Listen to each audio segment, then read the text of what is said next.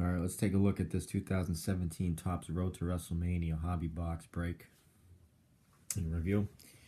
First thing I want to point out is I'm happy to see that the rectangle boxes are back instead of the square boxes that they'd been using over the past couple of years.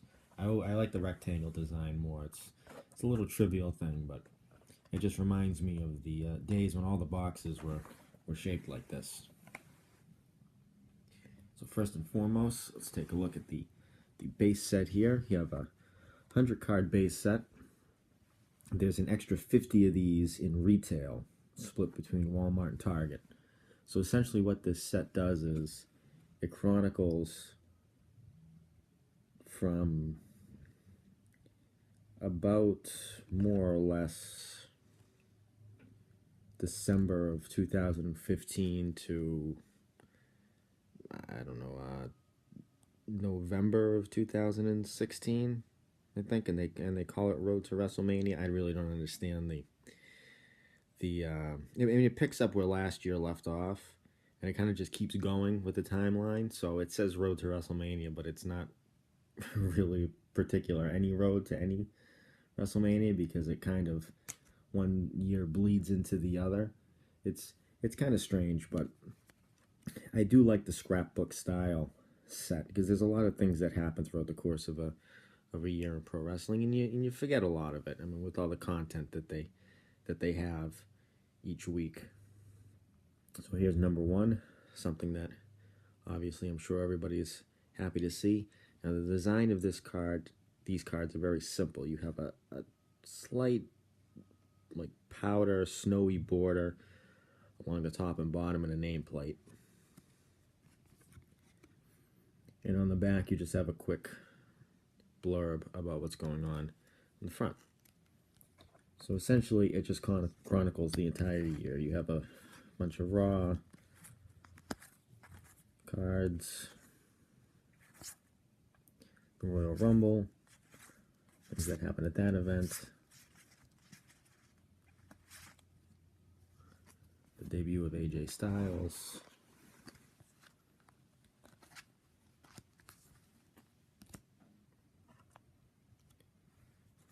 Rock, SmackDown, Fastlane, Return of Shane McMahon, all the pay-per-views, and network specials with Roadblock. And here's WrestleMania itself. Halfway through the set, you actually get to WrestleMania, which has a small bit of cards devoted to it. And now you're on the road to this WrestleMania, because it all starts again. And the very last card in this set is 7/24/2016. The hobby, the 50 hobby cards, excuse me, the 50 retail cards extend that further. So you'd have to buy blasters and fat packs from Walmart and Target to keep going with the set. But as far as the hobby version is concerned, and that's retail, by the way, this is hobby. So as far as the hobby version is concerned, the set's done. Well, almost done. In one full box, I got 99 cards out of 100 here. Those sons of bastards screwed me out of one card. So there you go there for the base set. Now, as far as the inserts are concerned, the one main insert are these WrestleMania Superstar cards featuring different wrestlers. I want to say past and present, but not really. I mean, The Rock is involved, and there is a Ric Flair, but those are really the only two. There's Rick right there. Those are the only two legends. Other than that, everybody else is a current wrestler. There's 50 of these. I was missing 2 in this hobby box. The design is real nice. It's the matches this year's WrestleMania logo and color scheme.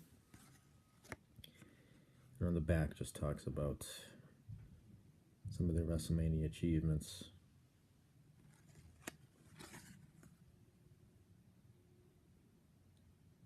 That's the main insert for this set. Other than that, there aren't any. So it's really easy to finish this set. I mean, it's not a difficult thing at all. Even though there are three more inserts, but these are the main inserts. The other two are retail only. Daniel Bryan tribute and Undertaker tribute. So you'd have to, again, go to Walmart and Target to finish those. And in the hobby, you get John Cena tributes. 10 of these. So they're going to keep, much like they did with Hogan and Triple H and The Rock and Bret Hart, in other sets. And they're starting this in this set, and this is going to continue throughout the different WWE products over the next couple of years, or the next year or so. So you get 4 of these in each hobby box. This chronicles the career of the 16-time world champion. You also get these gold parallels. Not too into these things. These aren't numbered. I really don't care much for them at all, so they are what they are. In terms of hits, the first hit that you get is 1 per box, a silver border parallel, numbered to 25. These I like a little more because they're numbered. So, like, I like numbered cards. I think they're pretty interesting. So if you think about the hundreds of thousands of regular cards that they print, they only printed 25 of these. So to me, that's interesting.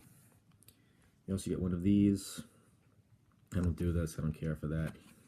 Whoever wants the code, there you go. You have it. So now in terms of hits, I got 2 really cool hits, 2 autographs.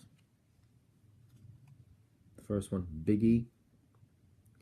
So I have 1/3 of the New Day, and that's pretty good. 34 out of 50, which is nice. I love how Topps keeps their WWE stuff at fairly low numbers. That's pretty cool. There's only 50 of these out there. And the other hit is the first ever SmackDown Women's Champion, Becky Lynch. And this one's out of 200, which is still a fairly low number. And it's still pretty cool. These are on-card autographs. So, 200's a fairly low number. I mean, like I said, hundreds of thousands of these base cards have probably been printed. Millions even. Who knows? And the fact that there's only 200 of those, that's pretty neat. So what are my thoughts on this? I like it. It's an easy set to put together. I was really looking forward to it. Delivered big with 2 hits. I'm missing 3 cards out of these two sets here. So you don't get 100%. I mean, you wouldn't anyway out of a Topps product getting 100% completion, but that's pretty damn close. Only missing 3. Other thoughts. I noticed no cruiserweights at all. There's 0 cruiserweight presence. I'm not too sure why they left that out. Maybe they saved that for the retail. I'd have to double check the checklist there, or maybe the fact that the cruiserweight tournament had a bunch of people who weren't under contract technically, and they didn't include them. But hopefully, eventually, Topps figures out how to work them in there. And now that they have their own show, tons of them are under contract now. So maybe in future products, those guys who are under contract will have cards. I wouldn't see why not. So overall, thumbs up. 2 awesome autographs. Both fairly low numbers. 1 really low number. It's numbered to 50. That's awesome.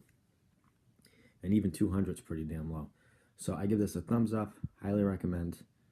Thanks for watching, guys.